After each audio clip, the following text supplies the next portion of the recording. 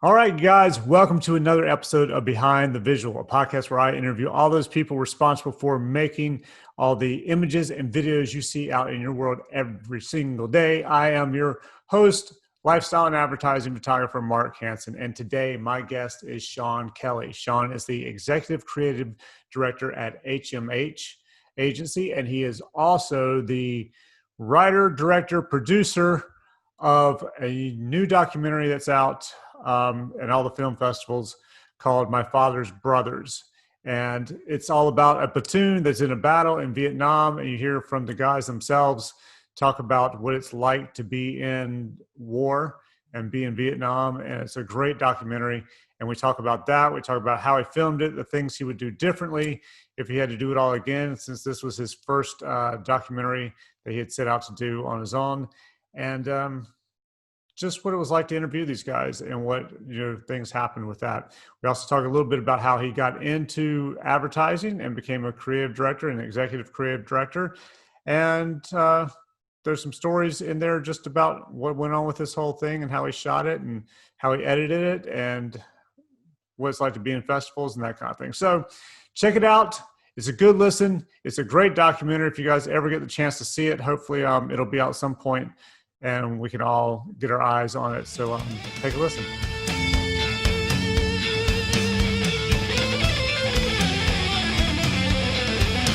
I'll tell you what, we're going to get to it in a minute. So let's start off with how you got started. So how did you get started? What made you want to be a creative director, an art director, or whatever? What got you from being a kid to pretty much up to where you are right now?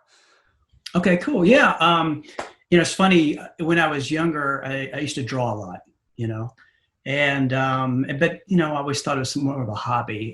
Didn't know what I wanted to do with my life. Ended up going to college as a computer science major for almost 4 years. Oh, wow. And then I decided, I'm just, the more I got into it, the more, and I like the problem solving, the challenge aspect of computer science, but it just wasn't really quite for me. I took a marketing class and didn't think that was really right for me either. And I was talking to a friend of mine and I was like, well, I was thinking about majoring in marketing and then maybe minor in art or something like that. He goes, well, why don't you do it the other way around? I'm like, hey, that's a good idea. Yeah. And so that's kind of what happened, switched my major. Took me 6 years and 4 summers to get out of college. Well, hey, at least you got out, right? That's true. Yeah, I didn't just drop out or quit or continue to go. Like some people just seem like go forever, man. That's right. So where was your first job? I started out in-house at a bank, which is now Bank of America.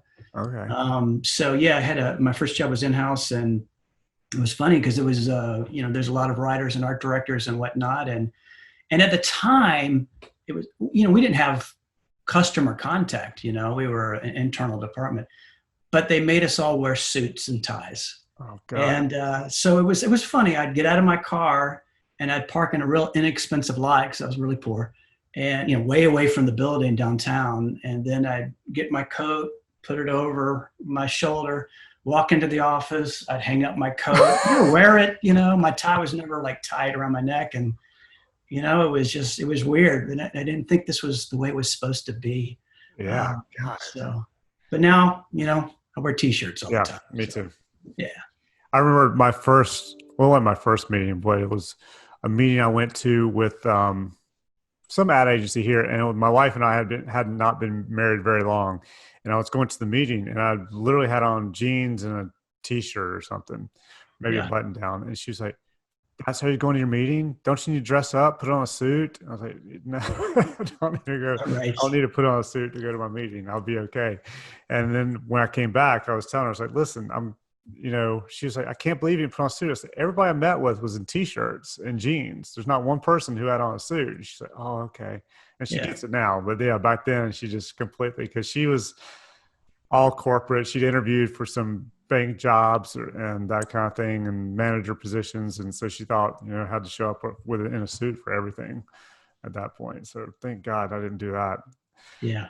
Yeah. Anybody ask me how I like my job, I'm like, oh, well, I love my job. So it's way better. Anytime I even get to a point where I'm like, This is irritating. I think, well, I'm not sitting in a cubicle in a suit and a tie, Yeah. banging away at a computer all day long. So Yeah. I can't complain at all about that. So you were working at the bank. At what point did you say, I can't do this anymore and moved on? Well, I mean, I like the creative part of my job, and I like the people I work with a lot.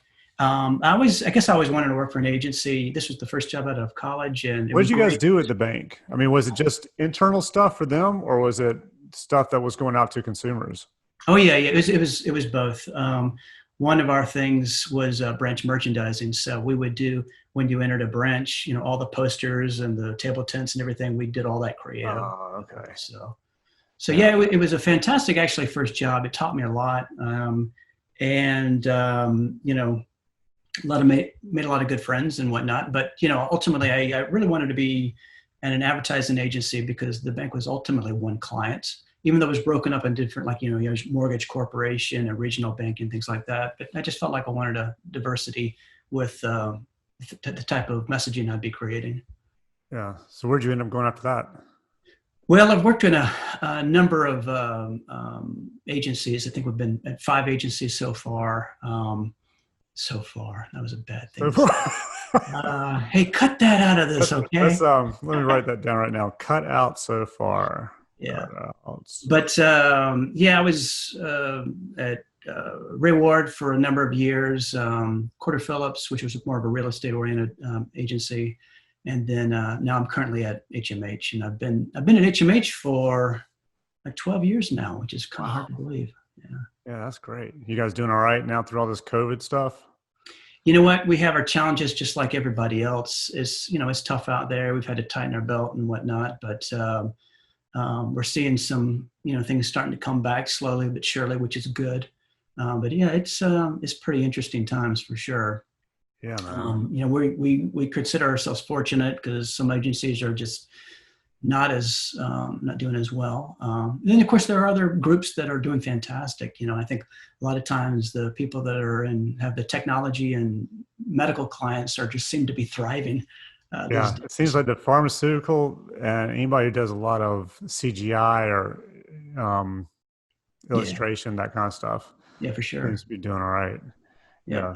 Hell, I have a friend. He's nothing. He's not even involved in advertising. He's plastic injection molding is his facility. So they do, like if you see those big plastic picnic tables or the little things you lay on to go underneath the car for mechanics that are all plastic or trash Mhm. cans, that kind of thing, or seats at the stadium. He does that kind of stuff. But he also does pool parts for pools. And he said so many people have been putting in pools this year because of this COVID thing that his business, he said he's having the best year he's ever had. He said, Really? yeah. He said normally this time of year, pool manufacturing for him, any pool parts has dropped. He said it's way above 100% at this point. But he said just overall, the whole year has been like the best year he's ever had. So for some people, it's working out great. Yeah, my brother-in-law is up in Baltimore, and a couple of things that he used to do was a lot of entertainment based with working with restaurants, things like planning parties and things like that for them. Oh yeah. I'm probably getting that wrong. Anyway, that dried up. He also had like bar trivia, and that dried up. So he took his trivia online, Walsh Trivia, and he's just been doing gangbusters. Really? And growing, and it started off with just his regulars in Baltimore. It expanded, and then it's like various states, including Alaska, then even other countries, and I was getting corporate gigs. So yeah, Wow. he kind of had to shift, to go from zero income to, now he's doing probably pretty well. Well, hey, at least he was able to figure it out and Yeah. shift and Yeah. start bringing in some cash. So Mm-hmm. that part's good. Yep. So how long did you stay art director before you moved into creative director? Let's see. That's a good question. I guess I was several years before I became an associate creative director. And then was that for a few years and then creative director. Probably about 4 or 5 years ago, I became executive creative director for Right. HMH. But you know what, during this whole time, I've been very hands-on as an art director as well. And that was pretty much key. I think sometimes creative directors and executive creative directors in larger agencies, they have a very different role than I do. I'm still a hands-on art director, still go on shoots. Well, not right now, but and design either ads or materials or web components, things like that. So it's always important to me to stay involved in that. I never wanted to get away from my designer art director roots because it's fun to make things. So you kind of have the best of both worlds then. You get both be the Yeah, creative director and still do some art directing. that's right. Except for I'm probably in more meetings than I'd like to be. Yeah. Oh, sure. Well, is there a big difference between creative director and executive creative director as far as the meetings or your responsibilities? More meetings for sure. Yeah. We've got a couple of art directors, creative directors in our Charlotte and Portland offices. And so one of my jobs is just making sure that I'm helping them as much as I can, and the other creative staff. We're kind of all in it together, Yeah. So just trying to sometimes you can come in after a team has been working on something, and you're a fresh set of eyes, and you can really help them, maybe get past a hurdle that they've been stumbling on. So have you ever come in and just completely squashed the whole thing that they've been working on for 2 weeks? I think this happened before, Yeah. but it's not often. Right. If that's the case, we probably had bad input from the very beginning. So, Yeah. yeah. All right, dude. So tell me about this documentary, My Father's Brothers. What made you decide you wanted to do this? Okay. Where'd So that my idea dad come from? was, career military, 20 years in the Army. As a matter of fact, he went in the ministry after he got out of the Army. But when he was in the Army, and I think I took a lot of things for granted, with what my parents did. Later in life, I started, thinking about it more and asking more questions. But, if you think about it, my dad, and he's just such a nice, kind, wonderful, honest person, right? But you'd never know that he was airborne. He was a pathfinder. He retired Special Forces, 2 tours of Vietnam. He has a 3rd, 4th, and highest honors the Army he gives out, including the Purple Heart. And he's in 2 helicopter crashes. No, sorry, 3 helicopter crashes. Wow. Yeah. So it's just he had a crazy life, but you would never know that talking to him. So I think that's why I took a lot of these things for granted. And one day I was in a car and we're going up to, he wanted me to drive him up to Asheville for a conference. And just like he always does, the whole way up, he was asking about me. Well, how are you doing? How's your wife? How are your kids? How's your job? Hey, have you thought about this? And that's the way he's programmed. He wants to help everybody he meets, right? So we talked about me all the way up there for 2.5 hours. Then we're at the conference for a day or so, and I come back, and the same questions came up again. And I'm like, Dad, you're killing me. Listen, why don't we do this? Let's talk about you. Tell me about when you graduated from the Citadel, and then you went into the Army as a 2nd lieutenant. You retired 20 years later as lieutenant colonel. Tell me about all the ranks you had and what you did and where you were stationed. And I thought, this is going to be great. It's going to be 2.5 hours. He's going to talk about himself, and I'll know it all, Right. know. And I found out I didn't. There was so much that I didn't know about it. Like, he had aspirations to become a general, and my mom was really pressuring him to, like, you need to get out of the Army. I'm tired of this life. Well, I saw in the documentary she wasn't real thrilled about him volunteering for Vietnam. Well, I don't think anybody would. Yeah.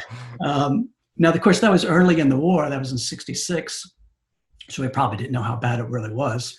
But yeah, it was. I found out a lot about him that I didn't know, and it was funny. We were going to Europe on a vacation. My daughter had just finished. She was just starting. She got accepted into med school. Oh, wow. And we're like, hey, we're going to go on a big vacation. And I had this nice little fancy camera that also shot video.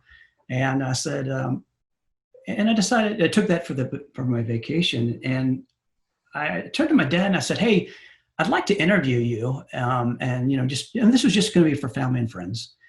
Just to tell me about some of the stuff that you went through in Vietnam. And I knew there's this one battle he was involved with. And he said, sure, I'd be happy to talk to you about it, which was good because sometimes vets don't talk about their time in combat. Yeah. And he naturally wouldn't talk about it.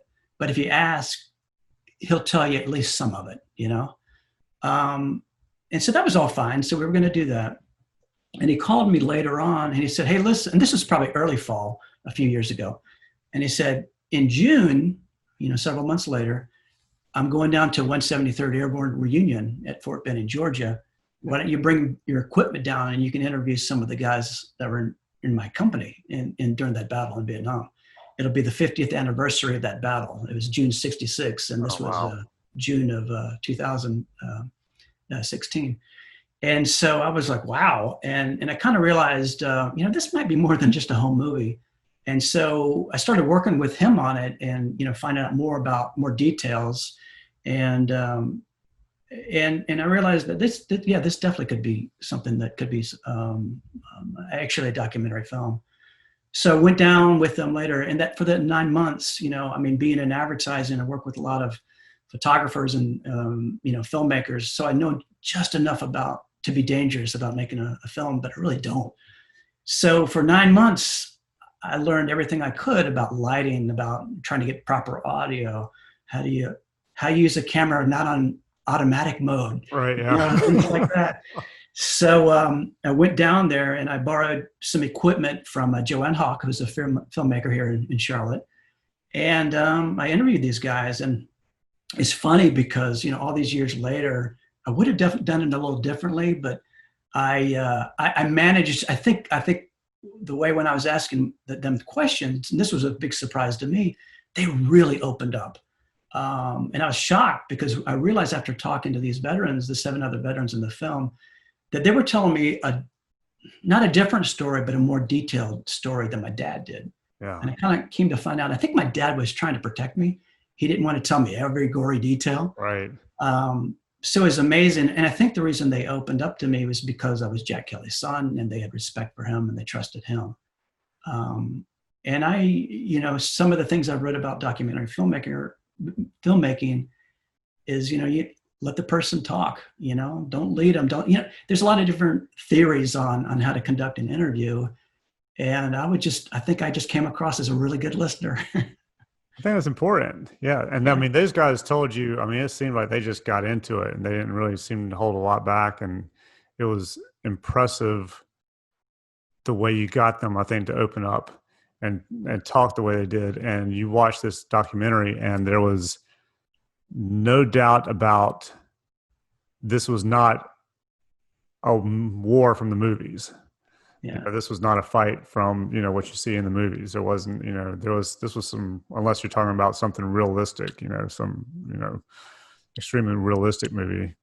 But yeah, these guys made it sound like this is not something I think, especially since these kids were they were like 17. Some of them had to get permission from their parents to go to war, and their parents were like, yeah, go ahead. And these guys come back and basically shot up and watched their friends die. It was kind of, when you wrote back, like, get a tissue and get some tissues and sit back and watch, I was like, how bad can it be? But I was like, wow.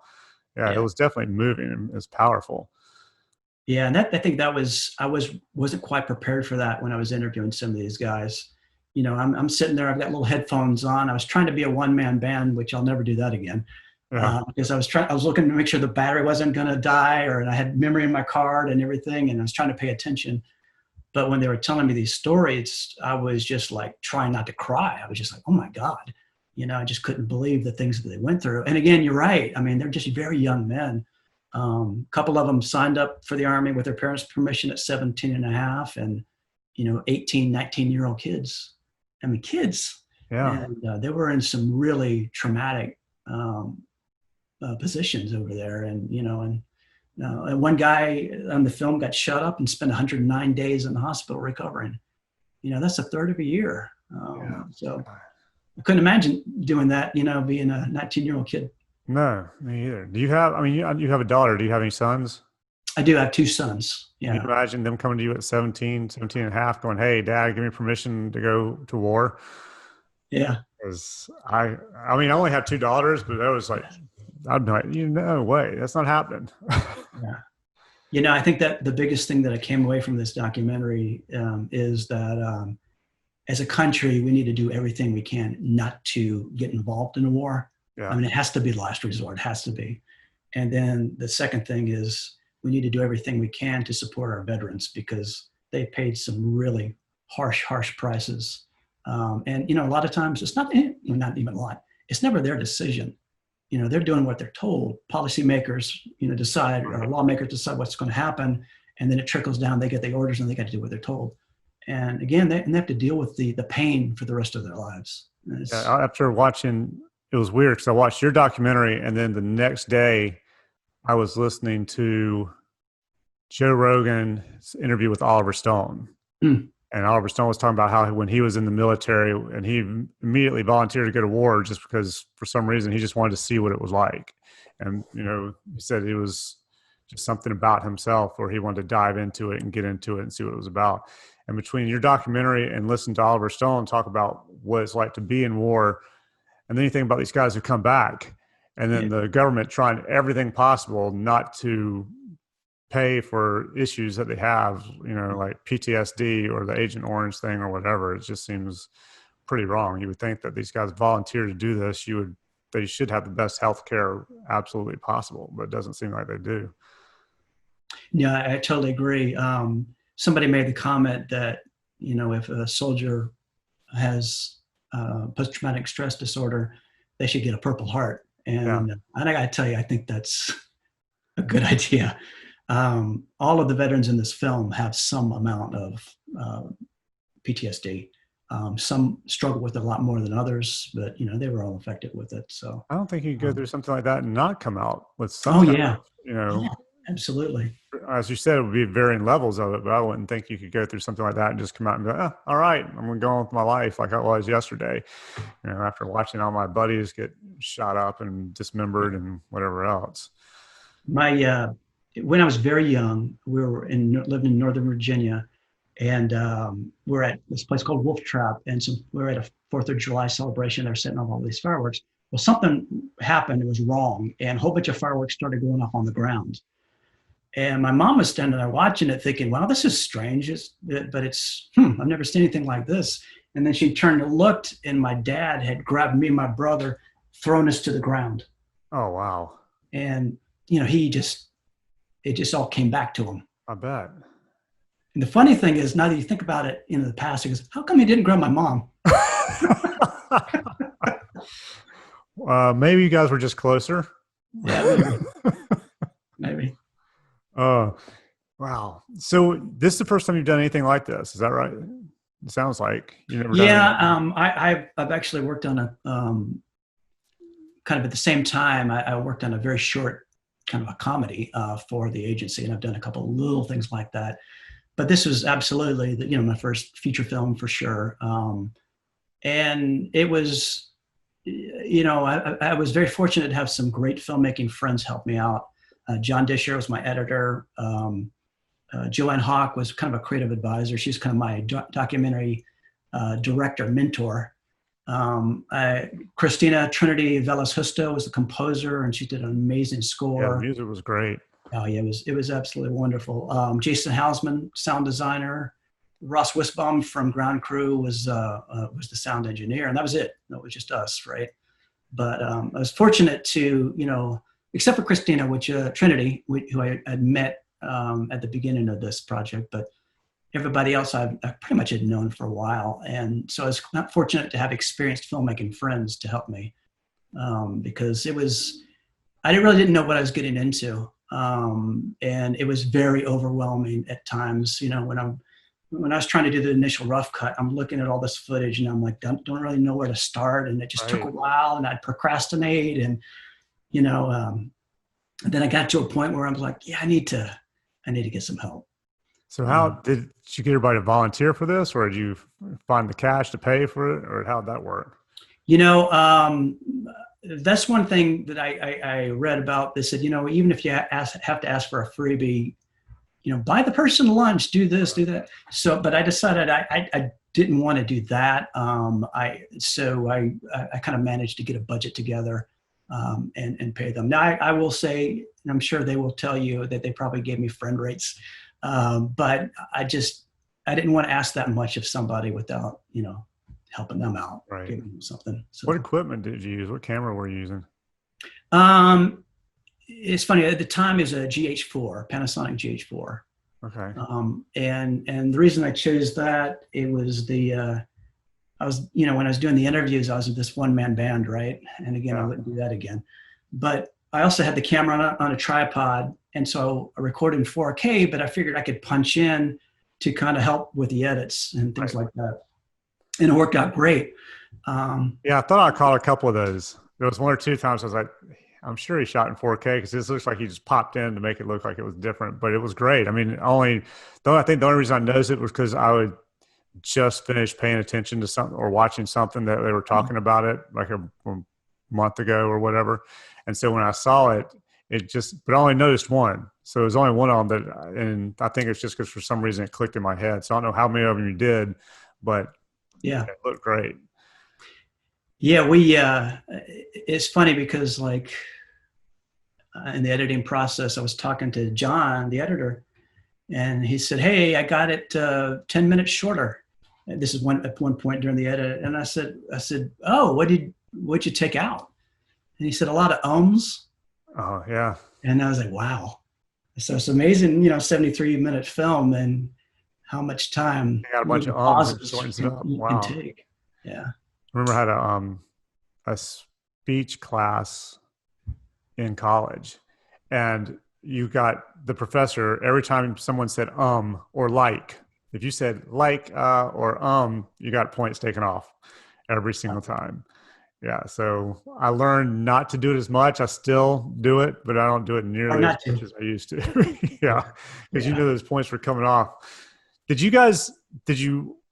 you do as far as the footage, going through all that and what they're saying? Was there a program you have that does that for you, that translates it all out, transcribes it all for you, or are you doing that by hand? Because there's any way you're doing it by hand, was there? Transcribe the what everybody said. Yeah. Okay, so actually, I found out later after I'd already done a rough cut, and then John took it over and did his editorial magic to it. There's a service called Rev.com where you can really take your footage, upload it to them, and then they hire people to translate it, and it's pretty affordable. And then they give it back to you, and not only is it transcribed, but also you have a video window and you can kind of like click on a word and it jumps to that part of where the video is. Oh, wow. So had I known that, and since I've done this with some edits at the agency, we capture some video footage of people for documentary style videos, and we can go through that and then just start crafting the story from there. Now, it doesn't obviously work just because of transitions and whatnot, but oh my gosh, it would have saved me so much time. I bet. I knew about that. So, yeah, but that's in college. Oh, is that right? Yeah, I had to do a documentary or shoot something for a TV broadcasting class or whatever. So I did a documentary on my film on my friend who was preparing for a bodybuilding competition. So I followed him for 2-3 weeks or whatever and shot him in the gym, interviewed him, all this kind of stuff. And I had to sit there and watch it and write down every single word he said and then go back and look at it and try and figure out how to edit. And I was like, that was just one guy, like maybe 2 interviews. Yeah. So all I was thinking was watching yours, like, God, that's a lot of work to do. Yeah, really. I mean, I probably had close to 14 hours of interviews. And so, yeah, that would have been painful. Yeah. Did you do that at all in that one weekend? No, the weekend that I interviewed, the 2 or 3 days of the 7 veterans, but then also interviewed my dad separately and then my mom separately as well. So, okay. How long did it take you total, you think, between the editing and shooting and all that kind of stuff? Yeah, I really wish I would have kept track. In the agency, we always have to keep timesheets, and I think all creatives hate keeping track of their time, and this was no exception. But I would have loved to know. I probably spent, like I said, a lot more time than I needed to because I was doing things inefficiently because it was the first time for me. So yeah, somebody asked me once, would you do it again? If you knowing now what you know now, and because of the story, absolutely, in a heartbeat, I'd do it again. but it was overwhelming for me at the time because again, it was something so brand new and it was really over my head. I felt like a lot of times, but I think I've learned so much that I absolutely will be doing another one because you can't take this much knowledge and just put it on a shelf somewhere, Yeah, I thought it was really good. How did you get it? How do you get it into the film festivals and that kind of thing? You just submit it and then just Yeah. hope they accept it? Yeah. And that's one thing that apparently there is, again, learn as you go. There's strategies for film festivals. And what I found is that, my film is absolutely not the right fit for a lot of festivals out there, but it's a perfect fit for some. So really it's trying to figure out and research the festivals to find out, is this the right kind of story that would resonate with their audiences? And you know what, some festivals it's been in, it did very well in the Charlotte Film Festival, but especially in the Beaufort International Film Festival. We had an audience of close to 500 people. And, and one thing is Beaufort is a military town. They've got a Marine base there. And, it was fantastic. We got two standing ovations, Really? it was great. Yeah. That's great, It man. was absolutely the right fit for that festival. And so, again, something that I would have known before, you find out. And this was a festival that Joanne Hawk recommended. She had a couple of her documentaries down there, and she said, talk to Ron. He's the festival director. Just, I'll hook you up on Facebook so you at least know who the person is, but definitely submit to that festival. So, yeah. So is there an ultimate goal for you with this? I mean, is there a certain festival you really want to be in and win something, or do you eventually want it on Netflix, or is this just something you just kind of did and you're happy with the way it's going? No, it's actually, the more this kind of the momentum grew and the more I, talked to my dad about this and the other veterans, the more important the story became for me. And I feel like I was very honored for them to share their story with me, and they trusted it to me. And so I would just like to get more eyes on it. I would like more people to see it. So yeah, right now we are shopping for a home for it, and what that is, whether it's a network or a streaming service or whatnot. I just want to find the right fit for it as well. Right. But I just want to be able to share it with people because it's, I've had a lot of people come up, after the film, and they've had relatives that were in Vietnam or a loved one, and so it really resonated with them. Also, I've had ex-military come up to me and say, this would be fantastic as a training for training purposes in the military, because these young soldiers, young Marines, airmen, whatever, sailors, they're coming in. They should understand, from the past and learn from the past and understand what combat is really all about. So we've got a few options, and we're just trying to figure it out right now. Yeah, I mean, that last suggestion sounds like something that would be good for sure, because it sounded like when the guys were talking, one of them talked about how it was almost like they were over in Vietnam for a couple of weeks before the guys who'd been there actually told them what was going on or what to expect when they were going into, walking through the jungles or whatever that came to. And then the guy who came up with the idea of throwing everybody up front and trying to make them look at that, I thought that was genius. That probably a lot of people wouldn't have thought about. So yeah, that would probably be definitely good for training. But yeah, it would be nice to see it someplace where more people can actually get a hold of it and watch it. Yeah. And that's the plan. I'm coming into close to a year on the film festival circuit. So to me, I'm winding down. I don't really want it to go further than that. And I just want to, I'm talking to a couple of people about some possibilities. We'll see what happens. But yeah. Is it a Sundance kind of thing or no? I would love to say it is, but the thing is about with Sundance is that's probably one of the festivals that gets the most submissions for everywhere in the world. I'm sure. Yeah. So, the likelihood of no matter how good your film is, it's really hard to get in. Yeah. So I can see that. Yeah. So what's next, man? What are you doing now? Now the documentary's done. You're shopping it to film festivals, but as far as just that work, all that kind of stuff, what's on the horizon? Anything you're looking forward to? Well, like I said, I still work at the agency. Yeah. But I think that once get a little more traction with with my father's brothers, I definitely want to start the next one. Do you have A ideas? buddy of mine, sorry. Do you have ideas on what you want to shoot next? Yeah, I've got a few, and part of what appealed to me about this story is that I decided I really want to tell more veteran stories. And it's funny because I have a buddy who used to be a former Marine. Well, they say once a Marine, always a Marine. Right, So I yeah. guess he's still a Marine. But he was telling me, he called me out of the blue one day after he saw the film of the Charlotte Film Festival. And he said, "Hey, I got a suggestion for you for your next film." I said, "Oh, what's that?" He said, "Something lighthearted." Well, you could just concentrate more on the monkey stories that one guy told about the monkeys just swarming them and all that one night. You could maybe make that into something lighthearted, although it seemed like it would have been terrifying at the time. Yeah, actually, there were a few funny moments that didn't make the film. My original rough cut was 3 hours long, and I knew that was way Really? too Wow. long. And that's one of the reasons I knew I had to hire an editor, because I needed somebody with be more objective than I could be, because everything was precious to me, and I didn't want to take anything out. I understand that.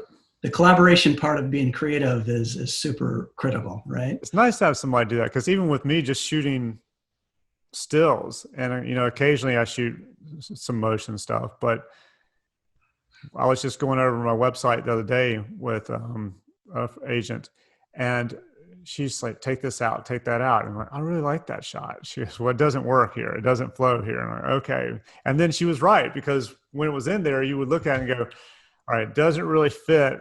But in my head, I was like, "I like the shot, so I want to keep it in here someplace in the website." Yeah. But when it came out, then you look at it and you go, "All right, nobody's going to miss it." Even though I like the shot. Or there's been ones where I put a lot of time and effort into getting, say, the whole thing put together, getting the location, getting the models, the clothing, all that stuff, whatever it is. And you shoot it and you're like, "This is great. You have no idea what I went through just to be able to shoot at this location." And then somebody else, art producer or creative director, somebody will look at it and go, "Yeah, this I think you need to cut 3/4 of this." You're like, "Why?" Here's what it doesn't matter. Nobody cares how much work it took you to get that location. Yeah. So I get it. A lot of things are precious, and it's nice to have somebody like that editor come in and kind of pull stuff out, especially when you're trying to get it down below 2 hours. Yeah. 3 hours. Yeah. Who knew taking ums out would shorten it 10 minutes? That's right. And I didn't really have a specific length. I thought I just needed to let the story be the guide. But, like we were talking about, when you're at 3 hours, it was just way too much. I mean, I think for my dad, the veterans, family members, 3 hours would have been great. Oh yeah. But I wasn't making it for necessarily, friends and family. So trying to think about it, a bigger audience, it definitely needed more pairs of eyes on it than just mine. I thought the way you guys put in the little vignettes, the little videos of the war itself that matched everything. And then when you showed the pictures of these guys when they were in the military, I thought that was a nice touch. How long did it take you to find all those little videos of actual war? It took a while. And, being my first film, I think I was I know I was very naive on the process of making it. And I figured, okay, well, what I can do is I had my dad's scrapbook, and I told these guys, "Hey, bring all your pictures from Vietnam." And that was going to be my B-roll, right? And then I realized I don't have nearly enough. And I had some great shots of them, and some candid photos, things like that. So how did you light those? I want you to finish the sentence, but it's in my head. How did you light the shots, like the pictures of them? Did you bring them home with you and scan them and throw them in that way? Or I actually took, with my dad's, I have access to it. As a matter of fact, I still have his scrapbook here, and it's big. With them, with the other veterans, when I was down in Columbus, Georgia, interviewing them, I asked them to bring it. I didn't really want to take their photos home with me. So I brought a scanner and a laptop, and that's what I did at night as I scanned everything in and just made sure, and then backed it up, and then returned it to the photos to them the next day. So yeah, that was smart. Yeah. But yeah, there was, I was actually, that was one of the terrifying moments of reality for me when I realized this can't be 95% talking head film. What am I going to do? And I saw a film on National Geographic. It was called Brothers of War, which has there's a few similar threads to it with my film. And I researched and I found the director and I kind of tracked her down, and we communicated over LinkedIn. And I said, hey, listen, I really enjoyed your film. And here's what I said: I can't believe the B-roll that you got. They said it was stunning. It was just great. And she said, oh yeah, National Archives in College Park, Maryland. He said, and you can hire somebody to do a lot of the initial research for you, to track a lot of the stuff down. And I felt like, well, I've got a brother-in-law up in Baltimore. We'll just bring the family up there for a weekend. I'll just pop over, and, I don't have a budget for a researcher, so I'll do it myself. Well, the valuable part of a researcher is that there is so much content, and a lot of it was kind of documented by the government. So it's hard to find stuff. And so I did a number of trips up there and tracked a lot of stuff down, a lot of still photos as well as footage. And the problem was, 66, because the U.S. got involved in 65. So it was still kind of fresh in 66. Later, like late 60s, early 70s, there was much more footage available. But I wanted to make sure that the footage I used was, number one, appropriate for the time. And by far, it had to be the right unit. If I had shot a soldier with a 101st Airborne patch on his sleeve, that would have been wrong. And, every veteran in this film would have called bullshit on it. Right. So, couldn't be. So, I think I was fortunate because growing up watching war movies with my dad, and he'd say, why does that American soldier have an Israeli assault rifle? Or that insignia should be on that collar, and then I guess subconsciously I kept all that in mind, because all those little details, I was trying to make sure I didn't get anything wrong. Yeah. Well, look, when you were there looking through the archives, is it listed out so you can see what company it is and that kind of thing? Or you just kind of sometimes going by eyesight? Sometimes, but often it's not.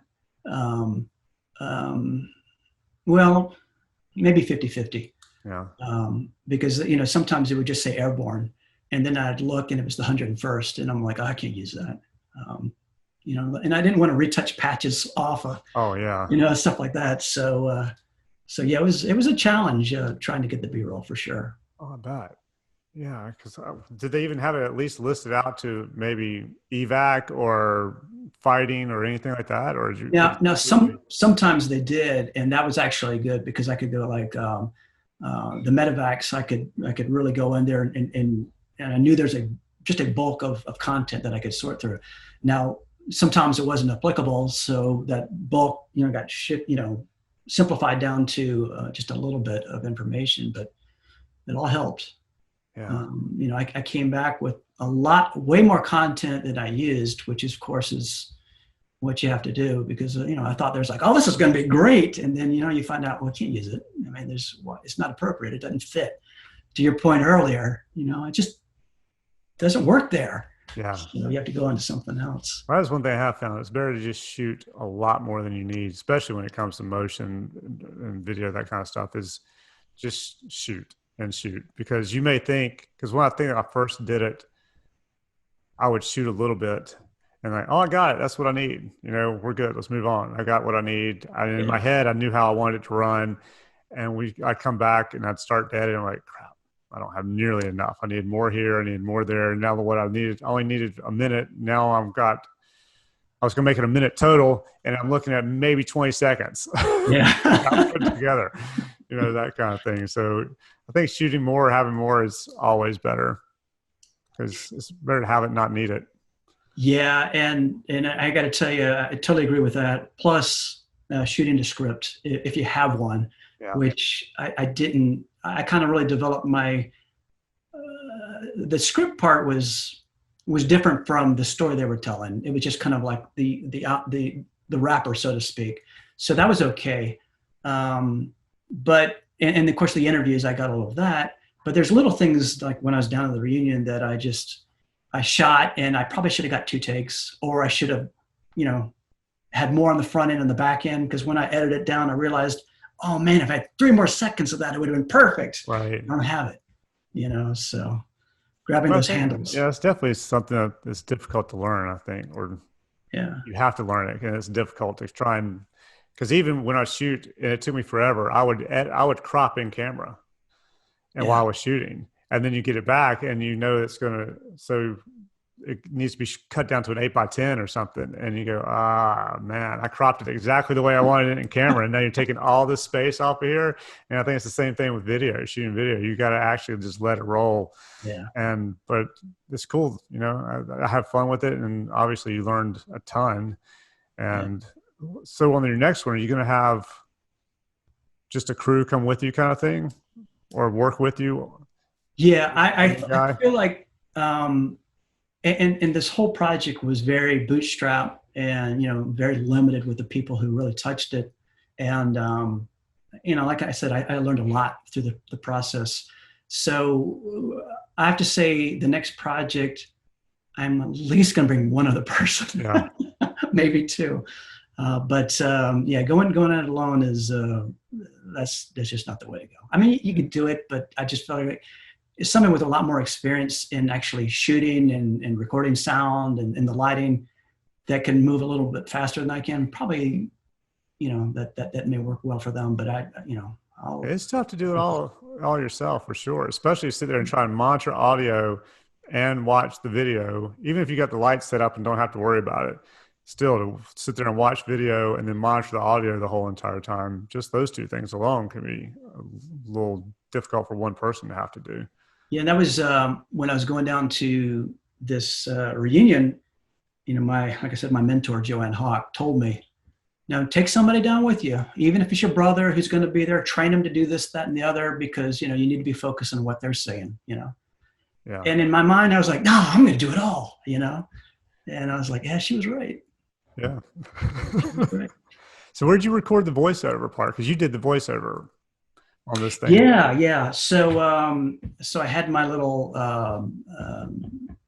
recorder. I can't remember what I used at the time, but I had my microphone and my pop guard and everything, and I set it up in my closet upstairs. Yeah.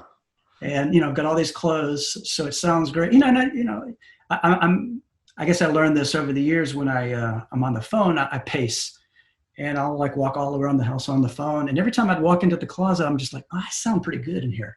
Yeah. Then you go out to a room, obviously, as you know, with hard surfaces, and you don't sound as good. So that was my voiceover booth, was my closet. Yeah. I was going to ask you if that's what you ended up doing, because I know some people who that's where they do their voiceovers. They do them in their closet. I have a friend of mine who's also he started a podcast a couple of weeks ago, and his advice, or the advice was given to him, was to go into his closet, because he's not shooting video. But he's like, I'm assuming he doesn't have a very big closet, because he's like, I can't go into my closet. So I'm guessing it's one of those that you just open the doors and there are all your clothes for the closet kind of thing. So I think he's set up in his kitchen or something, but he has the boards around it, kind of with trying to catch the sound that way and keep it from echoing and all that kind of stuff. But yeah, closets are a great place to get it all done, and it sucks up all that sound. Yeah. And that was when I recorded my dad. I had a lavalier mic and a boom mic, and I figured the lav was for backup just in case. Right. And then I realized that his office, I recorded him, interviewed him in his office, in his home office at home in Fayetteville. And I learned later that the boom mic, there wasn't enough soft area around, like carpets and drapes and things like that. So it just didn't sound the greatest. So Ross Wisbaum of Ground Crew, he actually used the lavalier mic. So I was very surprised at that choice, but it sounded better. Yeah.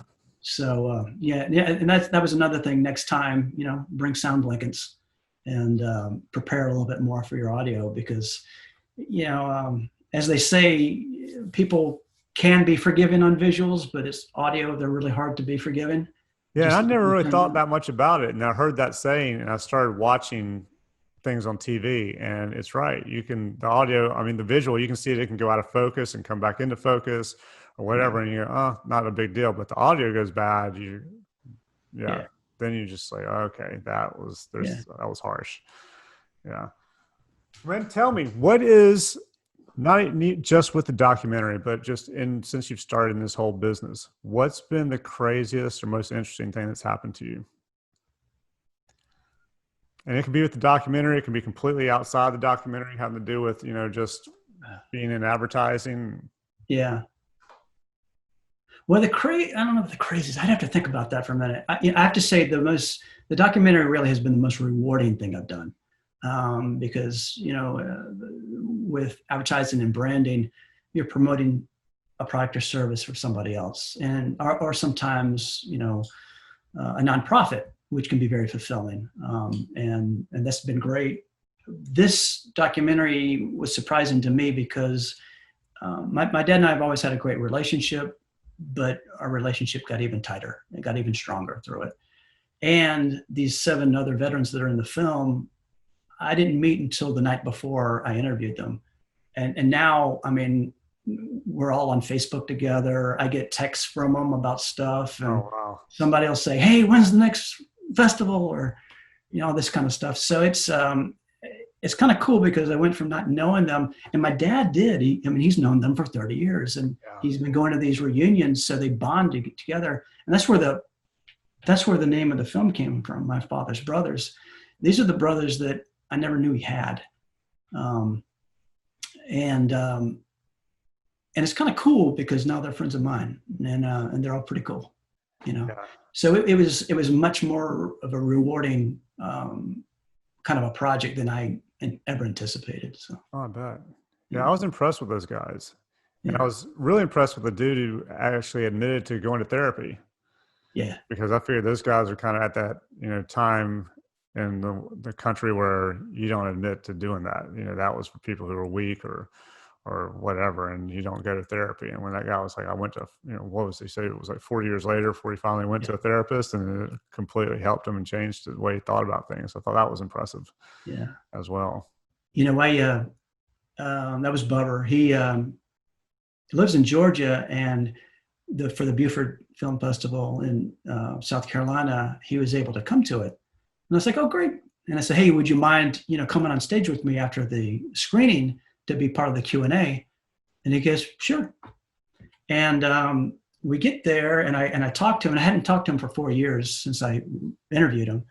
And it was good to see him, and his wife was there. And I said, I was talking to him, and I can't remember what he said, but a few things I started questioning. And I was like, I said, Bubber, you've seen the finished film, right? And he said, no.